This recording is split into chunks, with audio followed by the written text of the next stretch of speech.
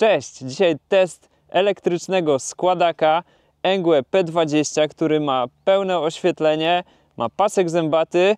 Zrobiłem tutaj test zasięgu i nagrałem też nocne przebitki, żebyście zobaczyli, jak świeci. Powstał w ramach płatnej współpracy z firmą Engue, natomiast standardowo nie zamierzam go oszczędzać. Jeżeli znajdę tutaj jakieś wady albo niedociągnięcia, to na pewno Wam o tym powiem.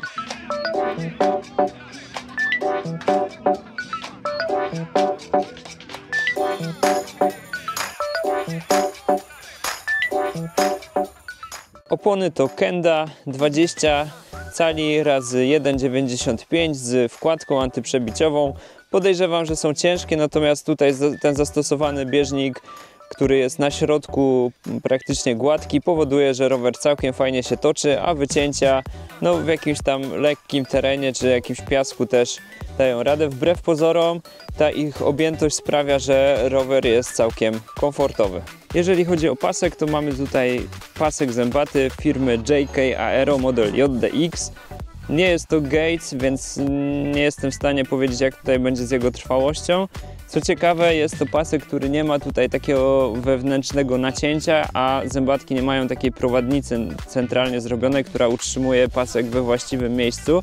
No i wtedy, jeżeli mamy taki system, no to bardzo ważna jest linia łańcucha. Miałem kiedyś rower, w którym ten pasek zjeżdżał, bo nie było zachowanej linii łańcucha. Tutaj coś takiego się nie dzieje, więc świadczy to dobrze po pierwsze o wykonaniu, a po drugie o tym, że tutaj cały ten zestaw, rama, tylny trójkąt ramy jest sztywny.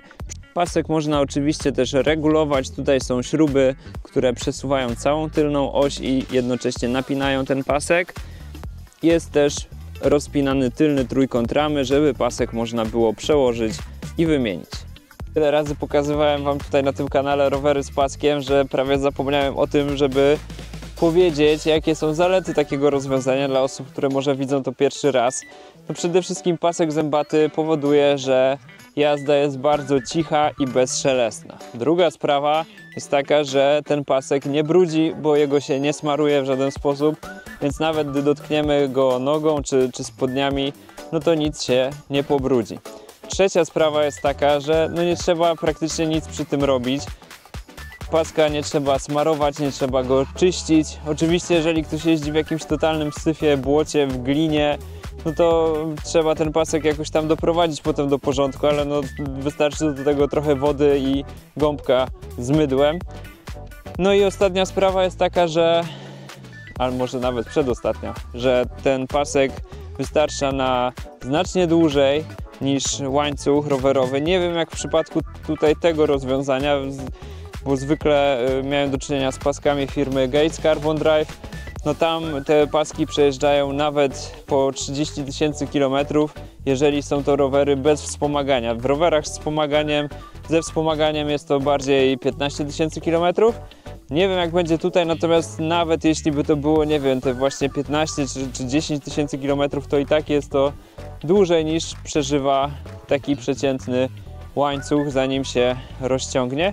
No i też plusem jest to, że oszczędzamy naprawdę sporo czasu na czyszczeniu, na smarowaniu. W przypadku większości rowerów z paskiem jest piasta wielobiegowa, którą co jakiś czas trzeba, co parę lat czasami nawet przeserwisować, przeczyścić. Natomiast tutaj nie ma przekładni wielobiegowej w tym rowerze, więc nawet to nam odpada. Generalnie pasek to świetne rozwiązanie do właśnie tego typu rowerów miejskich czy turystycznych. Jest cichy, czysty i praktycznie bezobsługowy. Jeżeli chodzi o silnik, to jest on ukryty w tylnej piaście roweru, ma 45 Nm, co na jak tak lekki rower i nieduży, sprawia, że jest on naprawdę dosyć zrywny. Fajnie to wszystko się tutaj sprawdza i silnik jest też bardzo cichutki. Ja teraz podepnę Wam mikrofon, żebyście mogli usłyszeć, że jak on pracuje.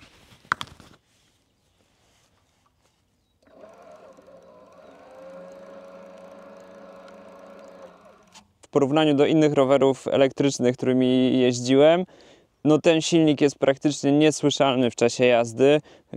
Bosch czy Yamaha, ich silniki, zwłaszcza te centralne, są dużo głośniejsze i słychać je ewidentnie podczas pedałowania. Tutaj trzeba się bardzo wsłuchać, żeby w ogóle odróżnić od szumów otoczenia to, że ten silnik tam pracuje, więc to jest bardzo na plus. A to, co przed chwilą widzieliście, to koło, że się samo kręciło, to był tryb asysty chodzenia. Rower tutaj ma taką manetkę do gazu, natomiast ona służy tylko i wyłącznie do tego, żeby ten rower właśnie napędzić, gdy chcemy gdzieś podejść na przykład pod górkę. Nie da się jeździć na samej manetce, więc no jest to pełnoprawny rower elektryczny ze wspomaganiem, a nie motorower. Jeszcze tak dla jasności muszę tutaj dodać, że rower elektryczny to jest rower, który wspomaga podczas pedałowania. To nie jest tak, że on jedzie sam. Żeby silnik się włączył, musicie pedałować i zależnie od tego, jaki jest nacisk na pedały, tyle mocy on daje do 25 km na godzinę. Jeżeli mamy rower, który jedzie sam, tak jak często widać na mieście, na przykład ludzi, którzy dostarczają jedzenie, jeżdżą na jakichś takich elektrykach i oni w ogóle nie pedałują, to nie są rowery elektryczne, to są motorowery w świetle przepisów prawa. Te rowery powinny mieć tablicę rejestracyjną i powinny mieć wykupione OC, więc tego nie można mylić, to są dwie zupełnie inne kategorie pojazdów. I no, jeżeli ktoś jeździ w taki sposób bez OC, no to życzę powodzenia. Ostatnio sam miałem stłuczkę, gdzie co prawda samochód wjechał we mnie, nie miał OC i tam było 10 000 złotych kary dla kierowcy za brak samego ubezpieczenia, nie mówiąc już o mandacie i nie mówiąc już o kosztach naprawy mojego auta. Więc nie wiem, czy jest tak samo w przypadku motorowerów, ale naprawdę to jest proszenie się o kłopoty jeżdżenia czymś takim po mieście, dlatego warto te dwie rzeczy rozróżnić. Tutaj Engwe P20 jest pełnoprawnym rowerem elektrycznym. Bateria ukryta jest tutaj z tyłu ramy za rurą podsiodłową i szczerze mówiąc zawsze myślałem, że to rozwiązanie jest takie sobie, no bo wiadomo, to jakby rozszerza bazę kół, wydłuża i to tak średnio może się wydawać, że wygląda, natomiast tutaj po pierwsze to jest całkiem fajnie tak zintegrowane z tą ramą, a po drugie okazuje się, że taki patent jest po prostu bardzo wygodny. Tą baterię super wygodnie się wyjmuje i super wygodnie się zakłada z powrotem, także jeżeli robicie to często, bo na przykład parkujecie taki rower gdzieś, nie wiem, pod biurem czy pod blokiem, no to jest całkiem wygodne rozwiązanie. Tutaj z jednej strony jest port do ładowania w samej baterii, więc można ją też ładować właśnie w domu, a z drugiej strony jest też taka zaślepka, gdzie jest po prostu włącznik tej baterii, można ją sobie jeszcze dodatkowo dezaktywować.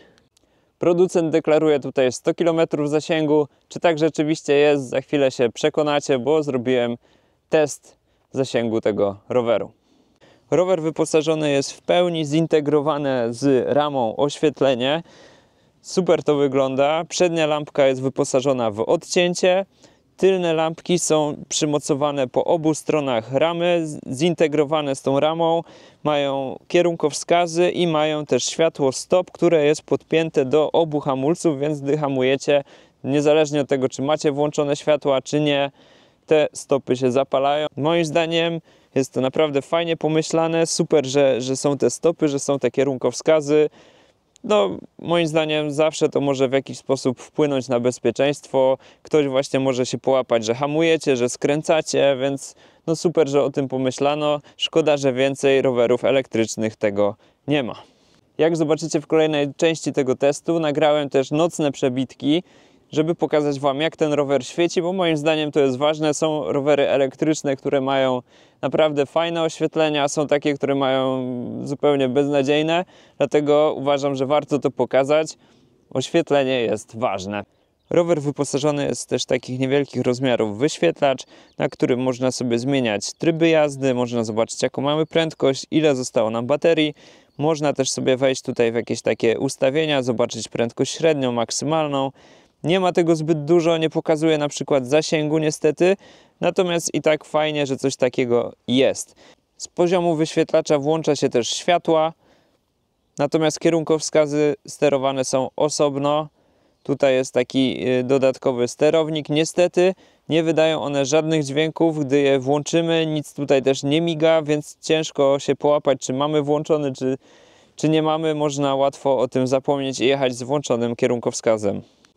Na kierownicy jest też manetka wspomniana już od trybu asysty chodzenia, jest dzwonek, są też wygodne ergonomiczne chwyty z podparciem na nadgarstek, skręcane, są hamulce hydrauliczne, bardzo skuteczne, więc naprawdę jest tutaj wszystko co trzeba. Szerokość kierownicy też nie jest jakaś przesadzona. Mamy też tutaj taki szybko zamykacz, którym możemy sobie regulować pochylenie kierownicy. Tu jest drugi szybko zamykacz, którym możemy sobie tą kierownicę podnosić. Natomiast tutaj jest już element do składania całej tej kolumny kierowniczej, ale to pokażę Wam za chwilę. Rower ma też takie standardowe wyposażenie jak bagażnik z nośnością do 15 kg. Jest malutki, ale zawsze można sobie tutaj coś przyczepić. Są też całkiem solidne plastikowe błotniki z przodu i z tyłu. Jest też oczywiście mała nóżka. Tutaj trzeba trochę uważać, gdy się ją uruchamia, że tak powiem, składa i rozkłada, bo można bardzo łatwo kopnąć w tarczę hamulcową, więc tu warto na to zwrócić uwagę.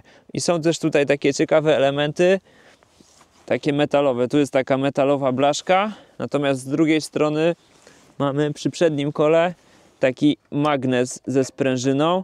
To jest element, który gdy złożymy rower na pół, jakby go trzyma. Jeżeli chodzi o budowę samej ramy, to z ciekawostek jest tutaj taki metalowy hak, który jest jakby zintegrowany z ramą i to jest element, który ma powodować, że rower się nie przewraca, gdy go złożymy, może dzięki niemu stać. Szkoda, że on tutaj nie ma żadnej na przykład gumy od dołu. Ja go sobie tutaj obkleiłem delikatnie, no bo po prostu stawia się to na przykład na podłodze czy na jakimś betonie, bardzo łatwo można go obetrzeć. Mamy tutaj support, w którym jest zintegrowany czujnik nacisku na pedały, więc działa to bardzo płynnie. Są rowery, w których takiego czujnika nie ma i one po prostu wykrywają jedynie ruch obrotowy korb i wtedy włączają zasilanie, ale efekt jest taki, że jest to takie dosyć nienaturalne. Tutaj zależnie od tego, jak mocno naciśniemy na pedały, tyle silnik daje nam energii i mocy. Jeżeli chodzi o samą ramę, no to jest ona moim zdaniem wykonana bardzo ładnie. Jest to aluminiowa rama, ale tutaj od góry spawy są wygładzone. To jest taki matowy kolor i naprawdę fajnie to wygląda.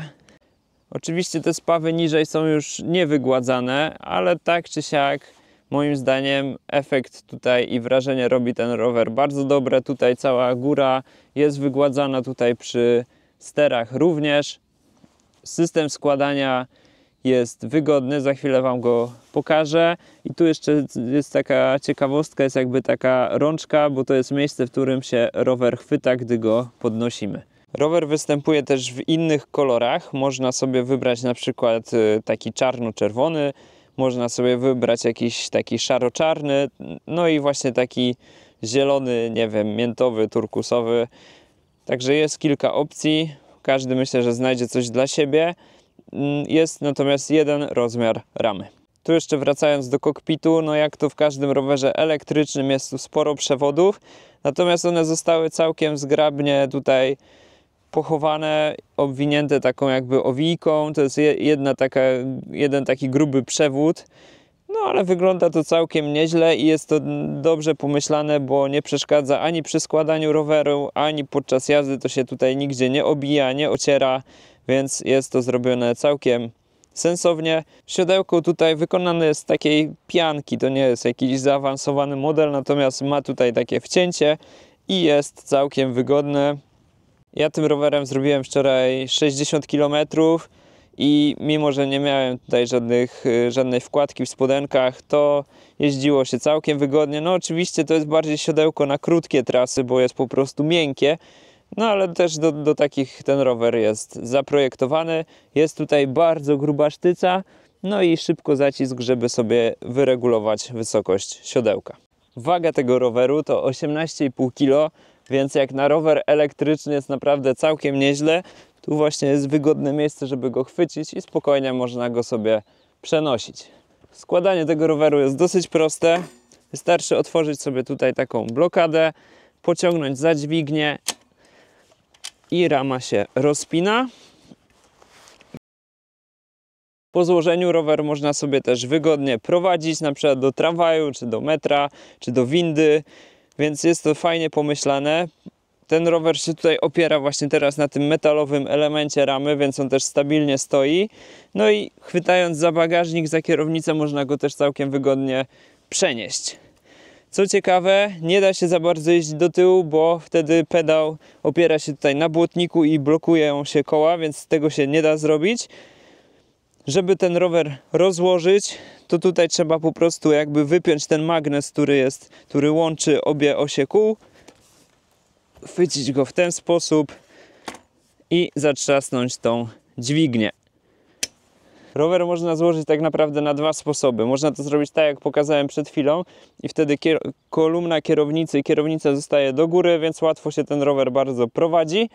Natomiast jeżeli chcecie mieć jak najmniejsze rozmiary, no to trzeba obrócić koło przednie w drugą stronę. Wtedy można spokojnie złożyć tą kierownicę, można jeszcze wyjąć siodełko. Są też tutaj składane pedały, no i rower wtedy jest najmniejszy, jeśli chodzi o gabaryt. Natomiast no, ciężko byłoby go teraz tutaj prowadzić. On też jakoś troszkę gorzej stoi. Takie mam wrażenie, że on teraz jakby zamiast opierać się właśnie na tej ramie, opiera się też trochę na zębatce, więc to już jest taki model składania, gdy chcecie go na przykład gdzieś, nie wiem, upchnąć do szafy czy do jakiejś garderoby. W tym wariancie po prostu zajmuje najmniej miejsca. A jak się to teraz rozkłada, to zobaczycie, ja nie będę mówił, bo się muszę trochę na tym skupić.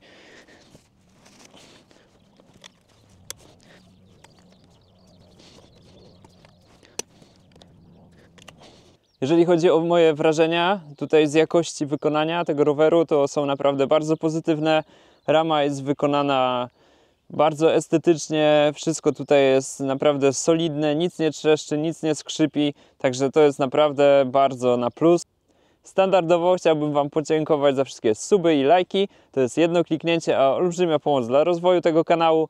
A dlaczego warto zasubskrybować tym razem? Dlatego, że za tydzień będę miał dla Was prawdziwy hit, jeśli chodzi o oświetlenie rowerowe. Coś, czego jeszcze na pewno nigdzie nie widzieliście, więc naprawdę warto tego nie przeoczyć. Jeżeli chodzi o wrażenia z jazdy, to są one również dosyć zaskakujące, bo jak na składaka ten rower jeździ całkiem pewnie. Prawdopodobnie wynika to z tego, że jest tutaj dosyć długa rama, on jest znacznie dłuższy i ma większy rozstaw kół niż na przykład Brompton, którym jeździłem w zeszłym roku i którego test wyskoczy Wam teraz w górze ekranu. No to wpływa na to, że rower po prostu jest pewny, stabilny, może mniej zwrotny, ale no jeździ się nim już prawie tak jak rowerem na większych kołach. No są też tutaj większe koła niż właśnie w tym konkurencyjnym Bromptonie, bo tam były chyba 16. Tutaj są koła 20 cali, mają też dosyć grube opony, więc naprawdę zaskoczyło mnie to, że taki składak może jeździć tak pewnie i tutaj jazda z prędkościami 25-30 na godzinę. Rozkręciłem go nawet do 40 na godzinę.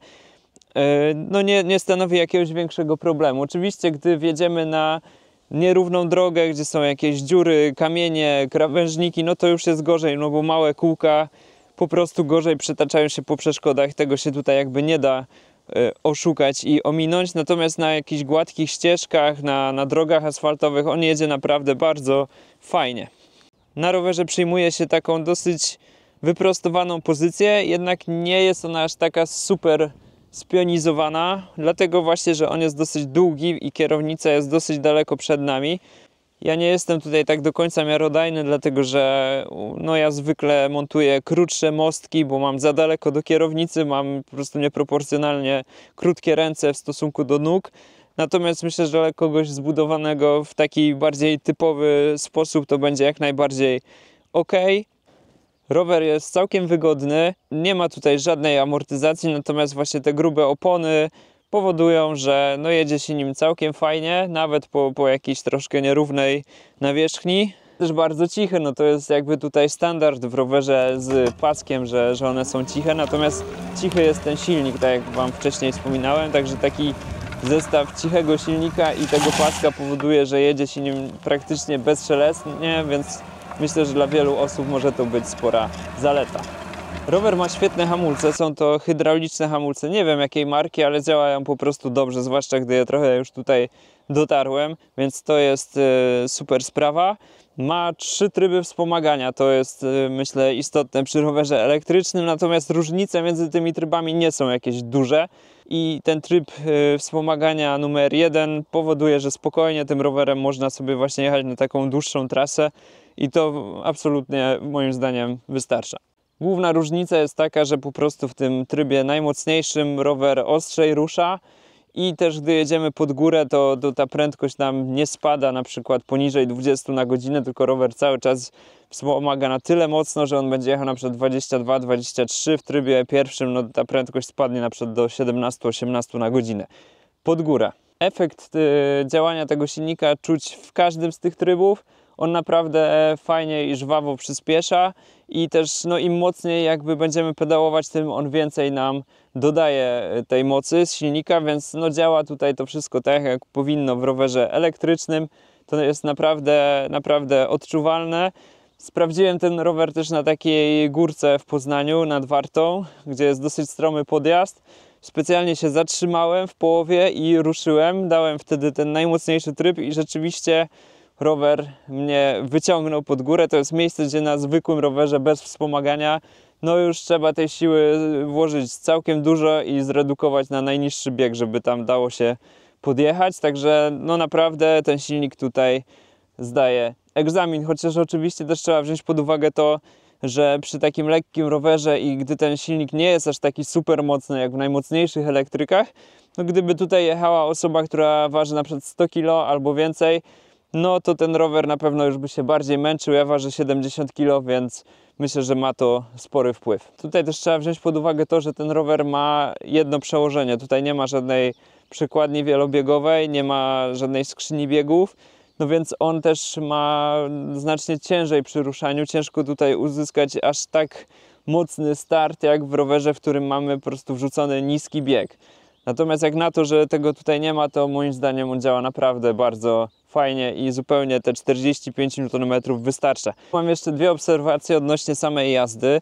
Pierwsza jest taka, że ten rower to wyjściowe przełożenie ma trochę większe niż na przykład w Tenwacie, którym jeździłem w zeszłym roku.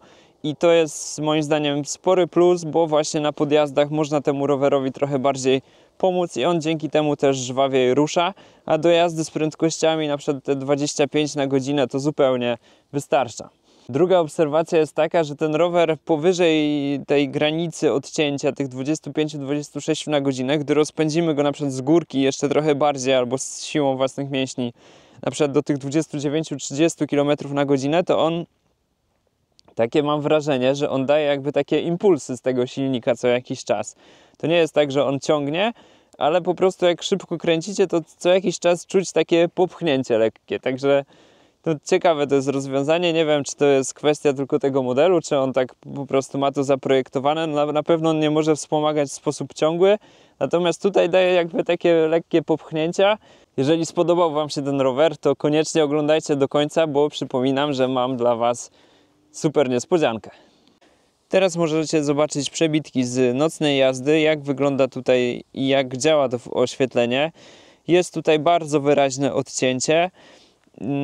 Ten snop światła jest dosyć szeroki. Niestety moim zdaniem jest to wyregulowane trochę za blisko. Fajnie jakby się dało tutaj troszeczkę ten snop światła podnieść, żeby zasięg tego reflektora był większy. Niestety wydaje mi się, że tutaj nie ma żadnej regulacji, przynajmniej w instrukcji nic nie znalazłem. Jest tutaj jakaś śrubka przy tej lampce, natomiast no ja nie chciałem tego tutaj demontować, wyjmować i przy tym grzebać. Być może da się to w jakiś sposób wyregulować. Kierunkowskazy są tutaj w nocy naprawdę bardzo dobrze widoczne. Światłostop również jest świetnie widać, natomiast w słoneczny dzień no nie jest już to aż takie wyraźne. Ale na przykład w pochmurny dzień to też już moim zdaniem widać całkiem dobrze, więc no jest ok. No to jest rower do miasta, więc tutaj trudno wymagać, żeby on miał jakieś niesamowicie mocne to oświetlenie, ale moim zdaniem naprawdę fajnie, że pomyślano o tych stopach, o tych kierunkowskazach, o tym odcięciu. To naprawdę w przypadku większości rowerów elektrycznych, to jest naprawdę rzadkość i to jest nie do pomyślenia, żeby rower za tak przyzwoite pieniądze miał takie oświetlenie i takie wyposażenie. A teraz przenosimy się do poprzedniego dnia i zobaczycie mój test zasięgu tego roweru. Dzisiaj testuję zasięg Engwe P20, teoretycznie to jest 100 km. Ja mam taką trasę dzisiaj jakieś 50-60 do zrobienia. Używam tego trybu pierwszego wspomagania, bo on jest jak dla mnie zupełnie wystarczający. No i zobaczymy, czy ten rower rzeczywiście tyle przejedzie. Mam zrobione 33 km i nadal 4 kreski z 5 w baterii. Dopiero przy 25 km jedna mi ubyła, także jak na razie no, rower daje radę bez problemów żadnych.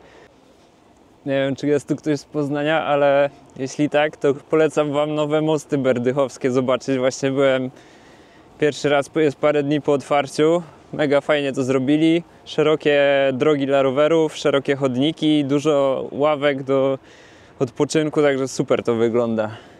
Mam 47 km i 3 z 5 kresek naładowania, także jest całkiem nieźle. Ta czwarta zgasła, gdy miałem jakieś 43 km. Ostatecznie przejechałem wczoraj 60 km, no i nadal rower pokazuje, gdy się jedzie po płaskim lub gdy stoi 2 kreski baterii, natomiast na jakichś podjazdach pokazuje już 1 kreskę.